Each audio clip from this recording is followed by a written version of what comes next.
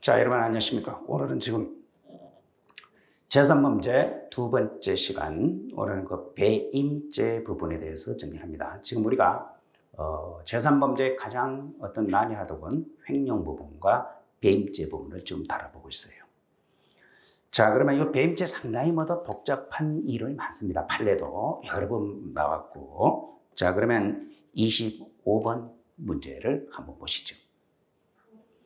지입제 자동차 운전 사업 면허 등을 가진 운송사업자를 실질적으로 자동차를 소유하고 있는 차주와의 계약으로 외부적으로는 토지 자동차를 운송사업자 명의로 등록되어 있지만 외부적으로 봐서는 그 자동차의 소유권이 등록 명의는 회사로 되어 있단 말이야. 운송업자로 되어 있지만 등록하여 운송사업자에게 기속시키고 소유권이 여기서 바로 먼저 운송사업자에게 있고 회사에 있다는 것이고, 이때 내부적으로는 각 차주들이 독립해서 관리 및 계산으로 영업을 하면서 운송사업자에 대해서 집료를 지불하는 것입니다. 그러니까 외부적으로 보면 회사 소유의 자동차로 등록이 되어 있지만 실질적으로 차를 운영하는 것은 전부 다 개인 차주가 운영한다는 것이죠. 이런 경우에 지입 차주가 자신의 실질적으로 소유권이나 처분권을 가진 자동차에 대해서 회사의 지입계약을 체결함으로써 이게 전부 다 지우고 지입회사의 운영자가 지입차주의 관계에서 지입회사의 운영자, 그러니까 회사죠. 회사가 지입차주와의 관계에서는 타인의 사물을 처리할 수 있는 지위에 있지 않다라고 얘기를 합니다. 자, 지입차주가 지입회사가 당뇨매를 신탁 운송사업자로 등록처로서 업무 등을 위임한 경우에 지입회사에 위임했다 하더라도 지입회사 운영자가 차주와의 관계에서는 타인의 사물을 처리할 수 있는 지위가 없다. 이렇게 얘기합니다. 그럼 이제 이게 이제 요겁니다. 자, 보세요.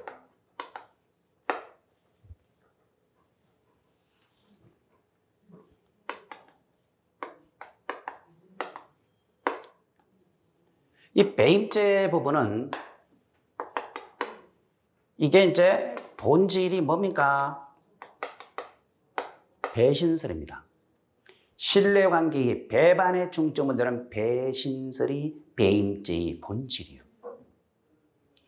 그리고 두 번째 배신설은 이거는 배임죄에서 공부가 좀 돼야 될 것은 타인의 사물을 처리하는 자가 임무에 위배하여 재산상의 이득을 취득하거나 또는 제3자에게 재산상의 손해를 재산상의 이익을 취득해 함으로써 성립하는 범죄가 배임죄란 말이에요. 근데 이게 배임죄는 순수한 뭐된다? 재산상의 이익을 객체로 하는 범죄인데, 무엇보다 이제 이 배신설, 즉 우리나라가 지금 바로 배임죄의 본질이 뭐 있어요?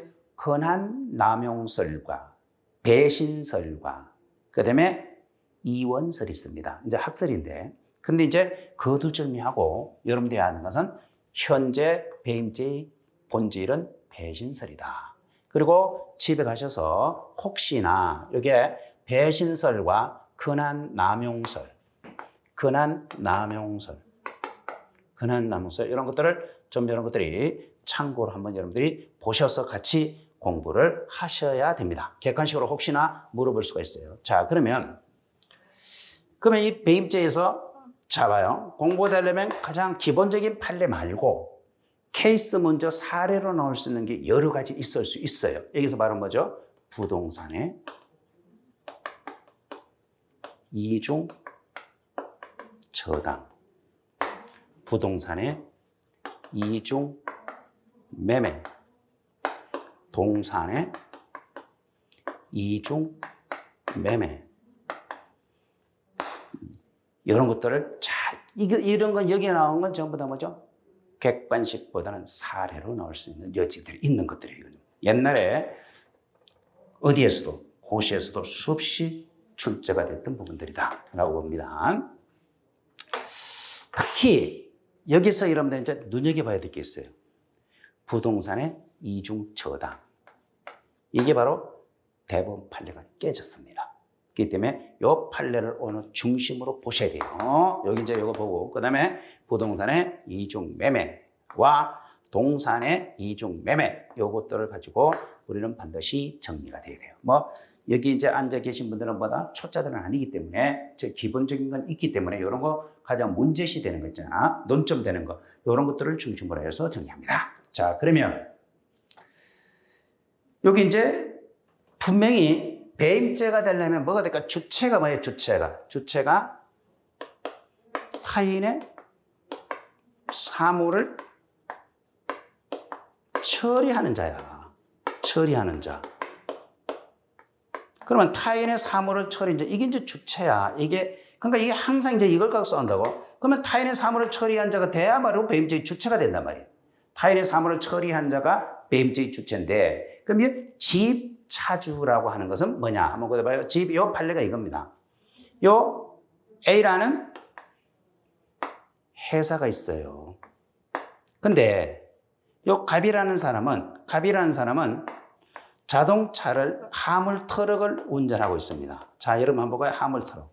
그러면 화물 트럭 기사들은 서울에서 어디까지 부산까지 뭐 된다? 한탕하고 뭐 된다? 배달하고 돈을 이렇게 받아먹고 이게 바로 이렇게 하는 것이 뭐냐라고 한다면 이게 화물차 운전수들이 이제 생계를 유지하는 겁니다. 만약 부산 갔다 오면 한 트럭 갔다 오는데 뭐다 100만 원 준다든지 뭐 이런 식으로. 그러면 이거 개인으로 영업을 못해. 왜? 아니 개인으로 하면은 누가 알고 그 사람한테 일거리를 맡기겠어. 그러니까 이게 법인이 하나 있고 이 법인이 이거 A라는 이제 법인이 회사가 있고 얘는 그러면 자기가 차를 몰고 뭐다 여기에 들어가는 겁니다. 이걸 지입이라고 하는 거야. 지입. 그러면 이 갑이라는 사람이 차를 화물 들어가 갖고 여기에 대한 지입을 해. 그러면 이 자동차에 뭐가 될까? 등록은 누구로 돼 있어? 회사 명의로 되는 거야. 회사 명의로 넘어가는 거야. 회사 명의로 넘어가. 그 대신 이 갑이라는 사람이 운영한 자동차 있잖아. 화물트럭. 이거는 뭐로? 회사에 들어가는 순간, 지입하는 순간 회사의 명의로 넘어가는 거야. 그 대신 장사라면 뭐죠? 사업은 누가 하는 거야? 얘가 이걸 직접 끌고 다니면서 뭐 된다? 일은 얘가 하는 거야. 이럴 때, 그러면 이 사람들은 회사에 뭐가 될까요? 보험료도 내고, 모든 세금 같은 거 다 이 회사에 내요. 근데 이 회사 낼 때 이 사람이 이걸 가지고 뭐 된다? 결국은 똑바로 안 하고, 만약에 이걸 갖다가 안 했다면 이 사람이 과연 회사와 집차주, 이게 운송업자지. 얘는 운송업자. 운송업자와 집차주와의 관계에서 우리는 운송업자는 집차주의 타인의 사물을 처리할 수 있는 지위에 있느냐라고 하는 것이 바로 이 판례의 핵심입니다. 자, 볼래요? 집차주는 운송업자와 누구랑 차주 간의 계약으로 외부적으로 자동차를 운송사업자 명의로 등록하여 운송사업자에게 기속시키고 등록하여 운송사업자에게 기속시키고 그래서 결론은 뒤에 거 그대로 보시면 집회사 운영자가 집차주의 관계에서는 타인의 사물을 처리할 수 있는 지위에 있지 않기 때문에 이와 같은 것을 임의로 처분했다 하더라도 이와 같은 것은 배임죄를 성립할 수가 없다. 배임죄를 성립할 수가 있느냐? 타인의 사물을 처리할 수 있는 지위에 있기 때문에 이와 같은 것은 당연히 뭐죠? 배임죄 성립을 한다? 인정한다라고 얘기합니다. 아시겠죠? 누가 배임죄를 인정하는데 예. 그러니까 쉽게 말하면 한번 이런 간혹 뉴스 같은 거 보죠. 그러면 이 사람들은 차가 등록이 어디로 돼 있어? 회사로 돼 있지. 그러면 이 사람은 매달 한 달 만에 뭐 할까? 의료보험도 뛴다고. 그리고 보험료도 낸다고. 근데 봐.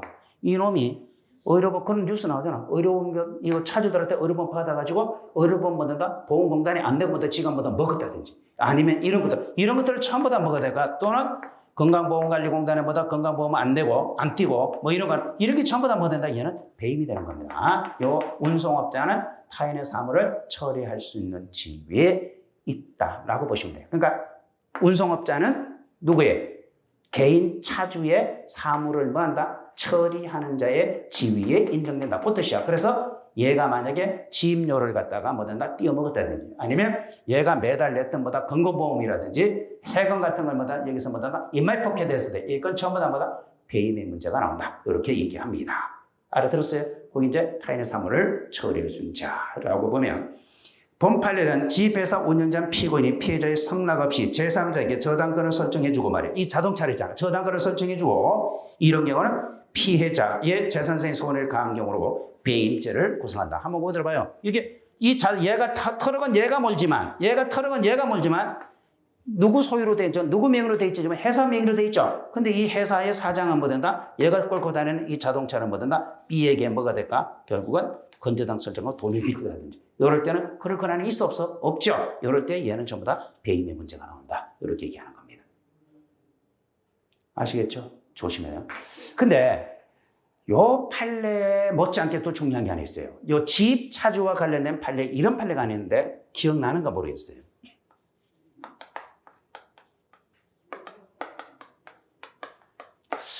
집 차주와 관련, 이것도 대법원 뭐 된다? 전합이에요.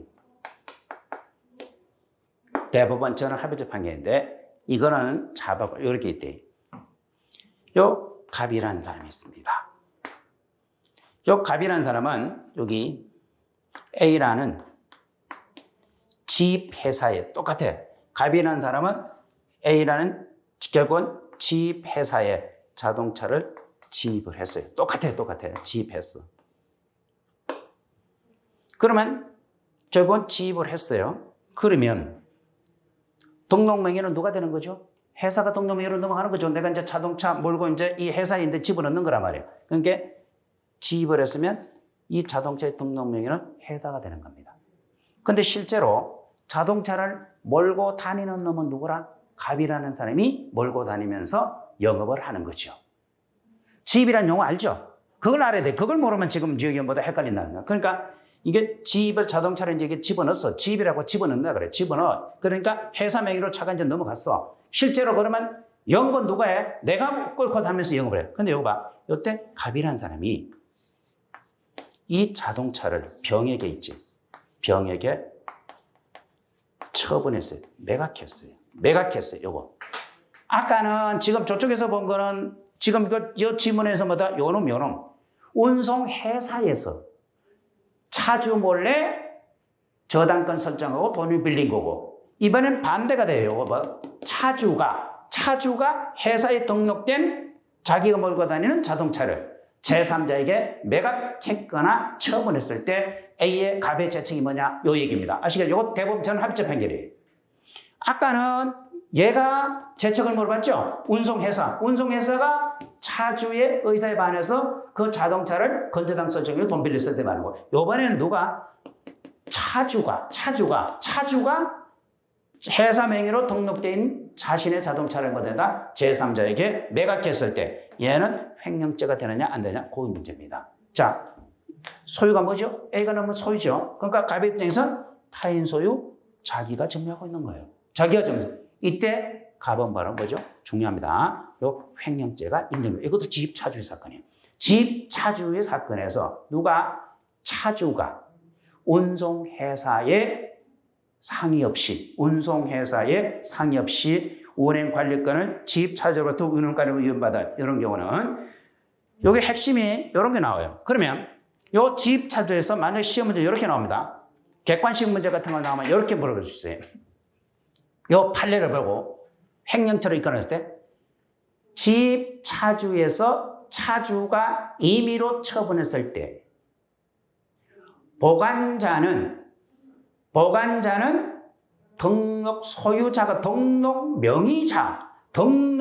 보관자는 등록 명의자일 필요가 있다라고 하면 틀린 말입니다. 거기 들어봐요. 이때 지금 보관자는 누가 보지? 처분자가 원칙적으로 횡령죄 주체는 누가 되는 거죠? 어리죠. 근데 등록 명의는 누구로 되어 있어요? 열로 되어 있죠. 그러니까 그렇게 물어볼 수 있어요. 왜 내가 이 얘기를 하죠? 이 판례가 나오기 전에는 반드시 횡령죄 주체의 보관자는 뭐다? 등록 명의자만이 주체가 됐던 거예요. 근데 이 판례가 나오면서 기존의 판례가 깨지면서 바로 뭐다? 등록 명의자가 아니라도 뭐가 될 수 있다? 횡령죄의 주체인 보관자가 될 수도 있다. 요거 봐. 이때 자동차 열로 집어넣었죠. 그러면 등록 명의는 회사가 돼 있어요. 하지만 요 갑이라는 사람은 뭐가 될까? 등록 명의자가 아니에요. 그럼에도 불구하고 횡령죄 주체로서 보관자로서의 지위를 가지게 된다. 라는 거예요. 그래서 객관식 문제는 과거 판례를 뒤지게 보면 뭐냐라고 하면 이 집 차주에서 이게 말을 다 바꿔서 뭐죠? 보관자, 횡령죄 주체인 보관자가 되기 위해서는 등록 명의자만이 보관자로 주체가 돼서 횡령죄가 될 수 있다면 틀린 말이에요. 그럼 등록 명의자는 일로 되어 있고 지금 얘는 그래도 보관자로서의 주체가 인정됐다는 거 굉장히 중요한 판입니다. 조심하십시오. 고유패 계약 잠그러면 조그만 결정한 집 차주. 이건 집 회사의 그 차와 관련돼서 누가 집 차주가 집 회사의 의사에 반해서 임의를 처분했을 때는 횡령죄 문제가 된다라고 하는 것으로 정리하시면 되겠습니다. 하시겠어요? 예. 그 다음에 이제부터는 25-1 부동산의 이중저당입니다. 부동산의 이중저당 이거 만만치 않습니다. 요거 아주 20년도에 대법원 전원 합의체 판결로 나왔지만 2년이 됐지만 이건 2년이 아니라 앞으로 뭐가 될까? 몇십 년이 지나도 중요하게 다룰 수 있는 부분입니다. 부동산의 이중저당. 그러니까 항상 우리는 이렇게 공부했거든. 옛날에 불과 이 판례가 나오기 전만 하더라도 부동산에 우리는 보다 이중 매매와 이중 저당은 항상 묶어 있어요. 책에도 보면 이렇게 돼. 이중 매매. 또 갈로 열고 이중 저당. 이렇게 이런 정도 나와서 전부 다 뭐 똑같이 이중 매매나 이중 저당이 결론이 똑같았어요. 근데 이제 이 판례가 나오면서 우리는 바뀌어요. 근데 이제 보면 부동산의 이중 매매는 아직까지 뭐가 될까요? 배임죄가 성립이 됩니다. 하지만 이중 저당은 배임죄가 성립이 안 돼요. 이중 매매는 배임죄가 성립이 되고 이중 매매는 배임죄가 성립, 이중 저당은 배임죄가 안 됩니다. 이것이 지금까지 계속해서 뭐죠? 배임죄 성립을 인정해 왔는데 이것이 결국은 깨지게 됩니다. 라고 얘기하는 거예요. 근데 이것이 깨지는 바람에 아주 혼란스러운 판례가 여러 가지 생기게 돼요. 그거를 이제 오늘 교통정리를 하셔야 됩니다. 교통정리라고 그걸 잘 좀 이해를 해야 된다라고 보시면 되겠어요. 오케이. 자, 그 다음에 먼저 요거부터 한번 봐요. 부동산의 이중매매라고 있습니다. 다시 이제 이건 부동산의 이중매매 같은 거 이런 것들은 뭐와 관련된 거야? 이중매매는 케이스지. 이거는 뭐 결국은 그게 아니야. 선택형이 아니야. 다다시피 갑이라는 사람은 어리는 사람에게 부동산을 매각했습니다. 또다시 병에게 매각했어요. 이게 전형적인 바로 뭘까? 부동산의 이중매매예요. 이때 어를 뭐라 그래? 선매수라고 얘기하는 거예요. 선매수. 얘를 뭐라 그래? 후매수자라고 얘기한단 말이에요. 이때 갑이라는 사람이 을에게 자신의 아파트를 매각하고 또다시 병에게 매각하고 소유권 이전 등기를 완료해 줬다면 이때 갑이 바로 부동산의 이중 매매입니다. 이때 첫 번째 갑이라는 사람이 결국 뭐냐라고 하면 선매수자죠. 선매수자로부터 잡았어요. 선매수자로부터 뭐 된다?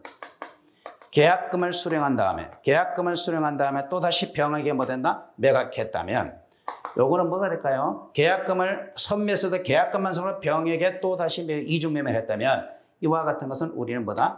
결국은 횡령죄나 배임죄가 될 수가 없습니다. 요건 오직 주택임대차 보호법상의 거래액의 계약금의 2배만 물어주면 끝난다라고 생각하고 근데 문제는 요겁니다.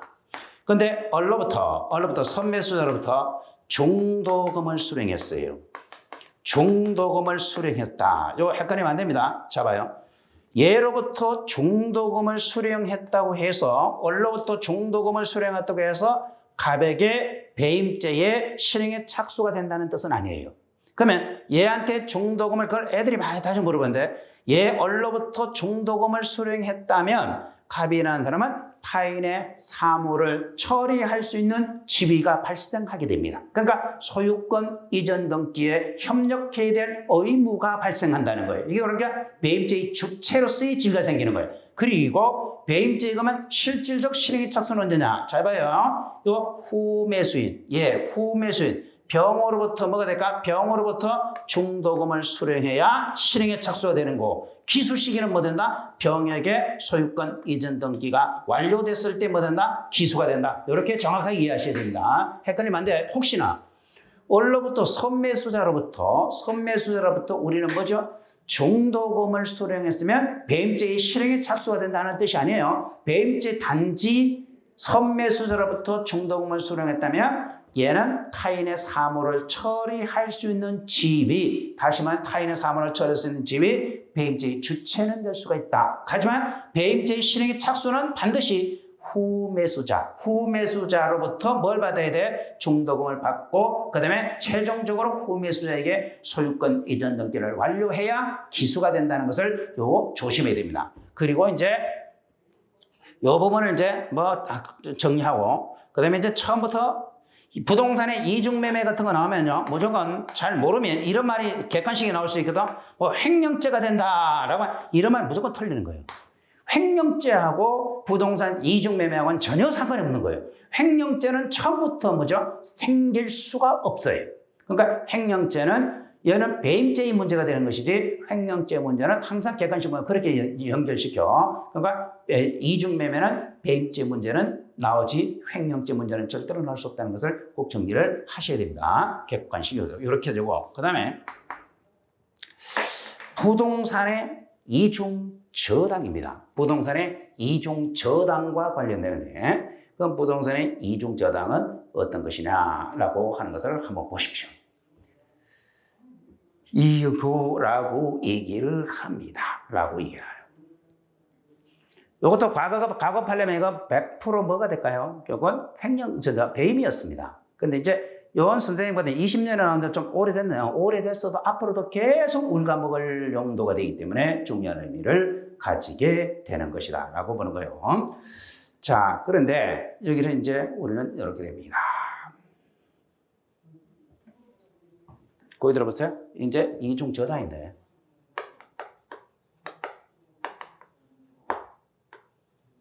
과거에 이제 이 갑이라는 사람은요, A로부터 돈을 18억을 빌립니다. 이 실제 이제 판례 사실 실체를 빌려. 그러면 갑이라는 사람은 A로부터 돈을 18억을 빌리면서 분명히 자기 재산이 얘가 한 12억 정도 있는, 뭐가 될까? 12억 정도 있는 부동산이 있어요. 이걸 가지고 얘한테 뭐가 될까? 저당권을 설정해 주겠다고 약정합니다. 그러니까 자기가 가지고 있는 이 부동산 12억짜리를 저당권을 설정해 주겠다고 하면서 돈을 빌려. 이거 저당권을 설정해 달라고 약정을 한 겁니다. 그러면 얘한테 저당권을 설정해 주기로 약정을 했죠. 그런데 갑이라는 사람은 또다시 이걸 가지고 누구한테? B라는 사람에게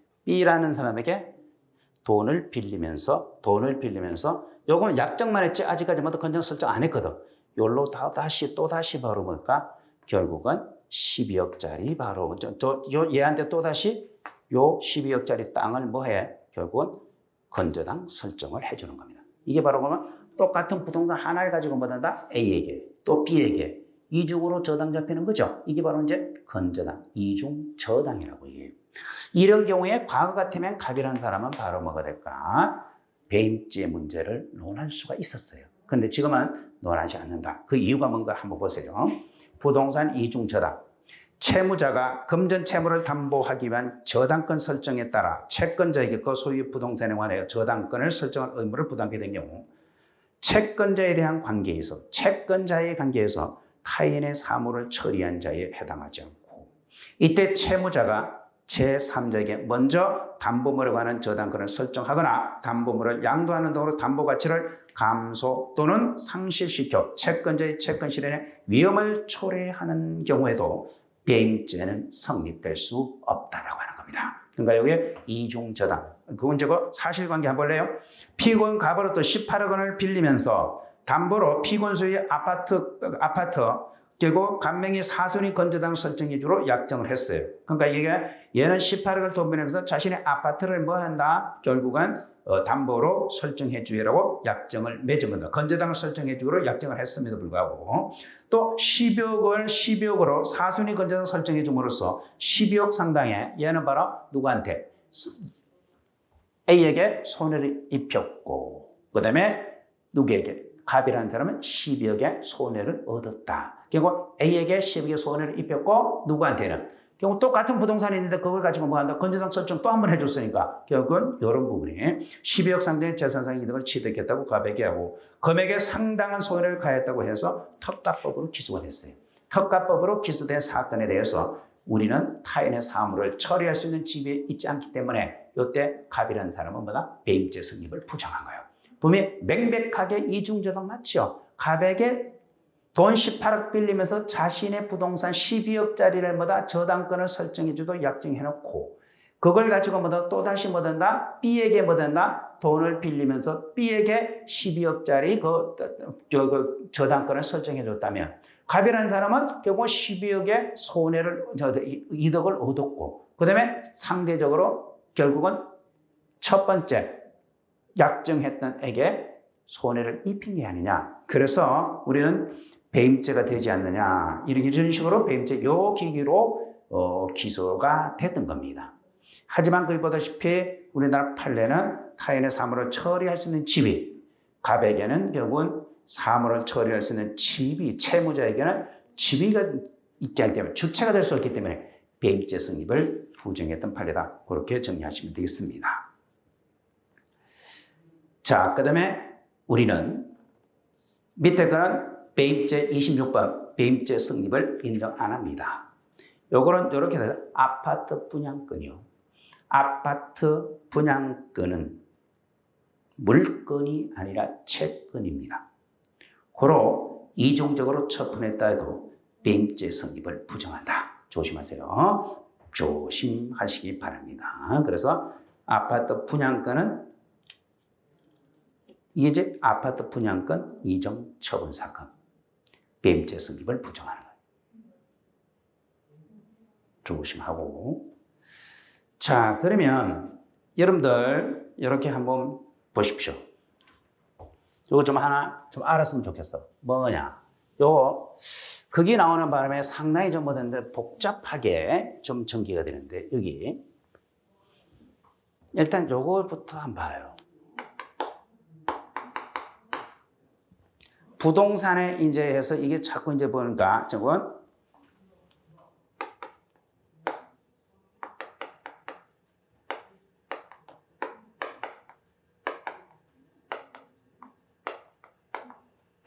부동산의 이중매매 계약, 부동산의 이중매매 계약, 그 다음에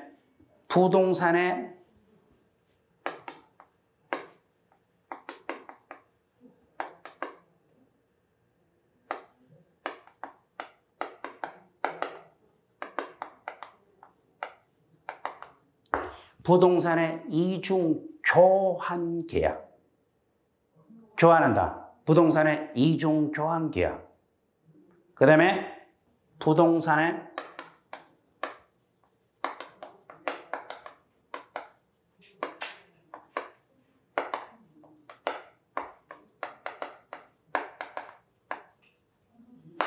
부동산에 대한 부동산을 서면에 의해서 서면의 이중 정려에 정리해준다는 계약. 거기 들어봐요. 이거 헷갈리면 안 됩니다. 부동산의 이중매매 살아있어요. 이거 대표적인 판례가 뭐예요? 상가 이중분양. 상가 이중분양. 그 다음에 부동산의 이중 교환 계약을 교환 계약. 그 다음에 서면에 의한 이중 정려 계약. 자, 봐요. 요거는 아직까지 그대로 바로 뭐다? 판례야, 전부 다. 요건 그대로 배임죄가 지금 살아있습니다. 배임죄가 인정된다. 부동산의 이중 매매하고 부동산의 이중 교환, 그 다음에 부동산 서면에 의한 이중 정려 계약 같은 거 있죠. 정려. 이거는 그대로 아직까지 배임죄가 살아있다라고 얘기합니다. 거기다 봐. 이제 이런 게 뭐야, 그러면? 내가 학생에게 내가 가지고 있는 부동산을 있잖아. 정려하겠다. 야, 정려가 먼저 하자. 정려하겠다. 계약 맺었어요. 그런 거 정리하겠다고 계획 맺어놓고 내가 다른 사람한테 또 다시 그거 정리했어. 이거는 이중 정리죠. 이런 것들도 모두 배임죄가 됩니다. 배임죄. 그리고 또 내가 가지고 있는 부동산 아파트를 우리 바꾸자고 약정했어. 그러니까 서로 교환하자. 바꾸자고 결국은 교환하자고 약정해놓고 다른 사람한테 이걸 또 다시 제3자에게 된다. 결국은 교환했다든지 이런 것들은 전부 다 키워드가 있어요. 이중매매, 이중교환, 그 다음에 이중정여 이런 것들은 아직까지 판례가 썩지 않았습니다. 그대로마다 배임죄가 살아있다는 것을 매우 중요하게 보셔야 되겠습니다. 그 다음에 또 두 번째는 이제 우리가 또 뭐냐라고 하면 이겁니다. 부동산에 대한 이중저당.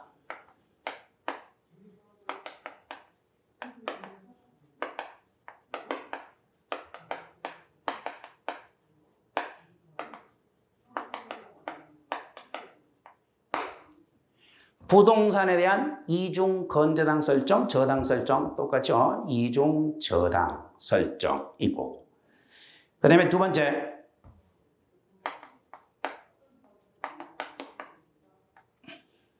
부동산에 아주 복잡하게 얘기해야 돼. 부동산에 대물 변제하기로 약정. 부동산을 대물 변제하기로 약정.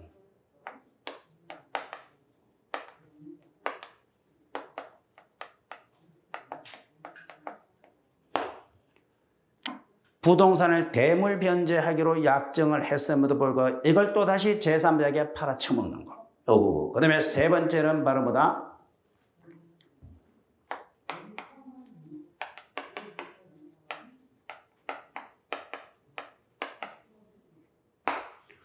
동산의 이중매매.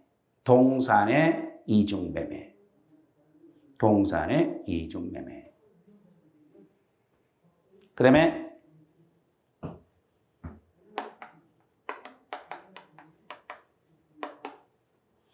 임차권. 임차권의 임차권의 양도계약에서 이중양도.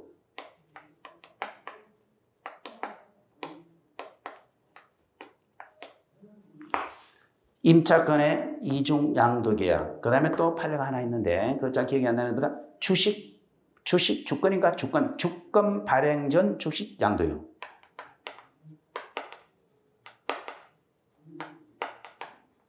주권 발행 전 우리는 바로 뭐가 될까? 주식 양도계약. 주식 이중양도겠죠. 당연히 주식 이중양도계약. 전부 다 이중양도가 다 들어가. 이렇게. 이거는 이런 지분이 나오면 전부 다 이제는 뭐다? 폐기된 판례입니다. 이거는 전부 다 이제는 배임죄 성립이 안 되는 거예요. 배임죄 성립 아주 중요합니다. 이거 잘 적어놓고 부동산에 대한 이중저당, 그 다음에 부동산의 대물변제 약정을 맺어놓고, 그 다음에 동산의 이중매매. 이거 시험에 엄청나게 나오지 않습니까? 동산의 이중매매. 이거 뭐 정말 엄청나게 나오잖아요. 동산의 이중매매. 판례가 뭐다 막 쏟아지. 이거 뭐 대표적인 전원합의자방이 뭐다 과거에 하다시피 인쇄기 사건 들어봤죠? 인쇄기 사건, 기계 이거 같은 거 이런 거 뭐 계속 막 나온다고. 자, 그러면 여기에 우리는 첫 번째 부동산의 이중매매 계약에 있습니다. 부동산의 이중매매 계약은 아까 말했다시피 내가 뭐라고 써 있지 봐요. 예, 아까 갑이라는 사람은 뭐 된다? 선매수로부터 중도금을 수령한 다음에 또다시 그걸 제3자 병에게 팔아서 소유권 이전 등기까지 완료했으면 명백하게 뭐다 배임죄가 된다 그랬죠. 이게 부동산의 이중매매. 아까 부동산의 이중매매 요거 분명히 배임죄가 됩니다. 부동산의 이중매매는 확실히 배임죄가 되고 고인제 팔려고. 그다음에 부동산에 있어서 우리는 교환, 이중교환 아까 말했듯이 결국은 부동산을 가지고 결국은 교환한 이후에 의무를 위반해서 다른 제3자에게 내가 뭐다 교환하기로 해놓고 그 의무를 이행하지 않고 제3자에게 처분했다면 이런 것도 뭐든다 배임죄 문제가 나오는 것이고, 그 다음에 정여도 마찬가지입니다. 아까 말했잖아. 정여해주기로 뭐든다 약정 맺고 의무를 위반해서 제3자에게 임의로 이걸 갖다가 처분했을 때 이때 우리는 바로 뭐냐 배임죄가 전부 다 됩니다. 그럼 판례 이제 제목이 있거든요. 대표적으로 상가 이중 분양 사건입니다. 상가 이중 분양 사건이고, 두 번째 같은 이것도 전원합의체 판결이에요. 요것도 전원합의체 판결이에요. 이거. 개환 같은 거. 전원합의체 판결. 요런 것들은 이제 요거는 뭐다? 교환 토지 교환 사건이라고 보통 토지 교환 사건이라든지 교제는 없죠, 여러분들. 토지 교환 사건이라든지. 그다음에 세 번째 서면에 대해서 목장을 정려한다고 했어요. 봐요. 내가 이제 강원도 내가 이제 목장을 경영해. 목장에서 야 이 땅 목장은 니한테 뭐다? 정여하겠다라고 약정을 맺었어요. 그리고 분명히 정여하기로 약정을 맺어놓고 그걸 갖다가 제3자에게 이걸 갖다가 처분했다면 이건 명백하게 바로 뭐다? 배임죄 문제가 나온다. 그러니까 이런 것들을 사례로 하기는 이런 건 힘들잖아. 그러니까 저울로 나오거든, 선택경으로. 그럼 선택경으로 하면 그 키워드를 따서 객관식을 풀려고 노력해야 돼. 키워드를 따서. 그러게 됩니다. 자, 그 다음에 이제 건재단 공저절한 판결이 있고, 그 다음에 대물변제 예약 부동산 매도 사건이라고 얘기를 합니다. 그 다음에 동산, 인쇄기 사건이 가장 중요한 것이고, 그 다음에 임차권은 바로 뭐 된다? 우리는 점포 임차권을 이중양도하는 거예요. 점포 이제 가게 같은 거 임차권을 이중양도하는 게 대표적이고, 그 다음에 주식 또는 주권 발행 이중양도 사건이다라고 얘기합니다. 이 판례를 기준으로 해서 매우 중요하게 잘 이해를 해야 되겠다라고 얘기를 합니다. 자, 그러면 그렇게 보시고요. 그 다음에 여러분들이 27번 문제를 한번 보시지요. 27번 한번 보시면 여러분들이 무엇일까라고 얘기를 합니다.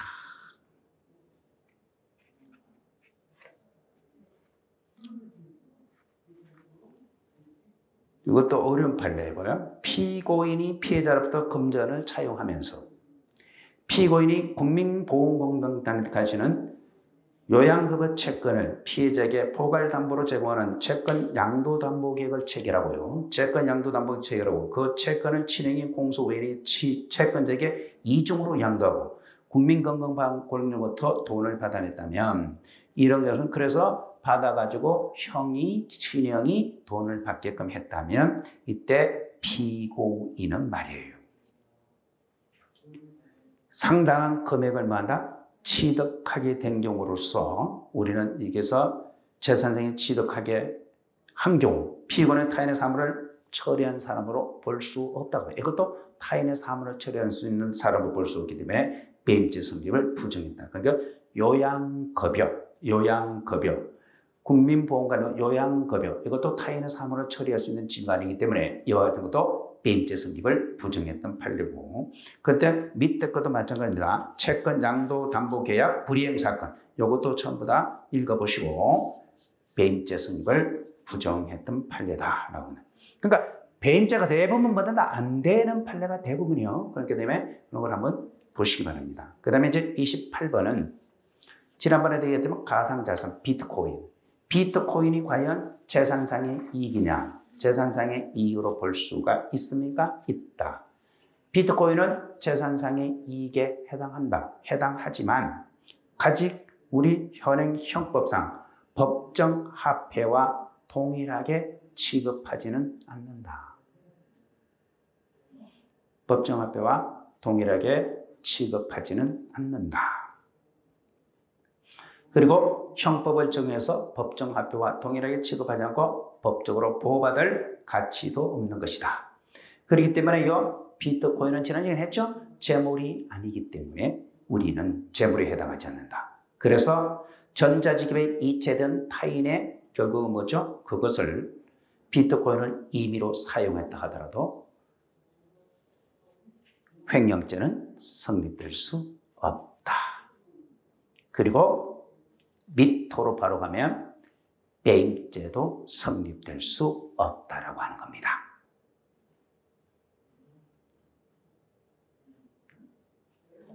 요 헷갈리면 내가 받은 이건 얼마든지 뭐든 더 여러분들 만들어낼 수 있어요. 자,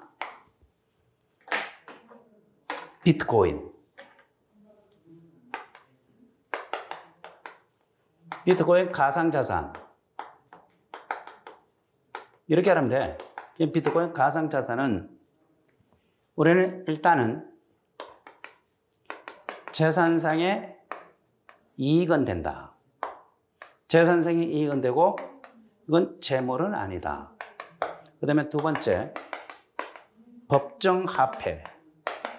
법정화폐와 동일하게 취급되지 않고 법적으로 보호도 받지 못한다. 그렇기 때문에 비트코인을 전자지갑을 임의로 나한테 들어온 거 전자지갑에 임의로 뭐 된다? 이체된 비트코인을 임의로 사용해도 이건 뭐죠? 횡령죄는 안 된다. 왜 안 된다? 재물이 아니기 때문에. 자, 그러면 재산상의 이익이 되니까 그러면 재산상의 이익이 되니까 배임죄는 될 수가 없습니까? 이제 이게 문제죠. 그러니까 배임죄는 될 수가 없습니까? 라고 했는데 배임죄도 안 된다. 거기 바로 29번입니다. 자, 봐요. 비트코인은 자신의 계정을 이체받은 후 자신의 다른 계정으로 이체한 사건에 대해서 배임죄 성립을 부정합니다. 봐요. 다른 사람의 가상자산 전자에 있어서 가상자산이 이체된 경우에 배임죄의 생명이 뭐예요? 생명이 이거잖아. 생명이 뭐야, 이거 생명이. 배신설이야. 신뢰관계의 배반이잖아. 그런데 내 전자지갑에 나도 모르는 사람이 뭐 된다? 이거 비트코인을 집어넣은 거야. 이런 거, 이거 뭐다? 신뢰관계의 배신설. 그러니까 횡령죄의 본질인 배신설에 뭐 된다? 어긋나요. 그래서 경험 보면 가상자산을 이체받은 사람이 신인관계에 기초의 가정설 보존하거나 관리한 지위에 있다고 볼 수가 없다. 이게 핵심이잖아. 신뢰관계에서 보관자로서의 지위가 인정된 그 관리자로서의 지위에 인정될 수 없다. 그래서 원인 불명의 재산상의 이익인 가상자산을 이체받은 자가 사형 처벌한 경우에 피고인과 피해자 사이에 피고인과 아무런 계약관계가 맞잖아. 아무런 계약관계가 없고 그 다음에 뭐죠? 미달뭐 이거는 신의척을 근거로 배임죄로 처벌할 수도 없는 것입니다. 무슨 말인지 알겠죠? 만약에 배임죄가 되려면 봐. 내가 이 회사에 취업을 해서 결국은 학생이 만약에 예를 들어서 이제 시험에 붙어서 이제 쉽게 말하면 어느 법무법인이 들어간 거예요. 그럼 법무원이 들어가면 그 하나의 직원으로 소속이 된 거죠. 그럼 소속이 돼. 근데 내 그 제자들 있지. 애들은 이제 학교에서 보면 회사로 들어간 애들도 많아. CU 같은 데 있잖아. 그건 내가 많아 그거는. 그 CU를 그 학생도 그 여학생인데 이제 지난번에 이제 우리 그 서초동도 만나서 얘기하는데. 직함은 변호사지만 부를 때 뭐 그런 거 있잖아. 과장 뭐 그런 거 있잖아. 그러면서 CU에 있다 그러더라고. CU 법무팀에 있다 그러는데 그건 뭐 계급이 있어. 그래서 그 이제 명함은 변호사 나오는데 그게 뭐 그런 변호사라 다른 뭐 된다 그 계급이 있다니까. 그래서 많이 들어가던데 그러니까 일반 그 현대 자동차에 들어간 애들도 꽤 많고 남자 애들하고 뭐 이런 애들은 많고 그리고 또 어떤 애들은 큰 회사는 아니다 그랬잖아. 그런데 CU가 큰 회사인가? CU, 큰 회사야? 그런데 뭐 들어간 애도 많더라고. 그러니까. 그래서 우리가 생각하는 뭐, 로펌만 생각하는 게 아니야. 그거에 대부분 다른 데 그냥 일반 회사에 같은 데 들어간 애들도 꽤 많더라고. 그거는 이제 만나서 얘기하는 거 보면 재밌다 그러더라고. 빨리 돼서 가야지. 자, 그러면 여기서 그런 것들을 한번 잘 보시면 됩니다. 중요해요. 그리고 횡령죄 성립도 부정했다는 판례 눈여겨보시고요. 횡령죄 성립도 부정했습니다. 자, 그 다음에 이제 우리는 거기서 정리하면 되고, 두 번째 이제 우리는 여기까지 이제 재산범죄인데, 그리고 그 다음에 하나 이제 이게 없는데, 봐요. 여러분들이 이제 그건 없는데, 이게 혹시나 해서 뭐냐면,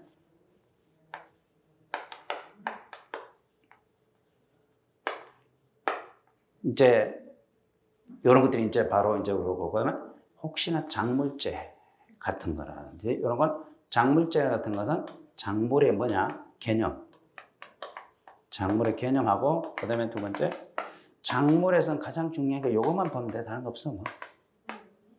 친족 상도의 관계 있죠. 요것만 정확히 집에 가서 공부해 놓으시면 됩니다. 크게 없어. 작물죄는 친족 상도의 관계하고 이게 이제 흔히 하는 뭐 다 아시다시피 바로 뭐가 작물범과 무슨 사이?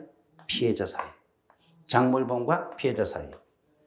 제 328조 1항일 때는 뭐가 되고 형이 뭐가 되고 면제가 되고 그 다음에 제 328조 2항일 때는 뭐가 되고 친고죄가 되고 그 다음에 작물범과 본범 사이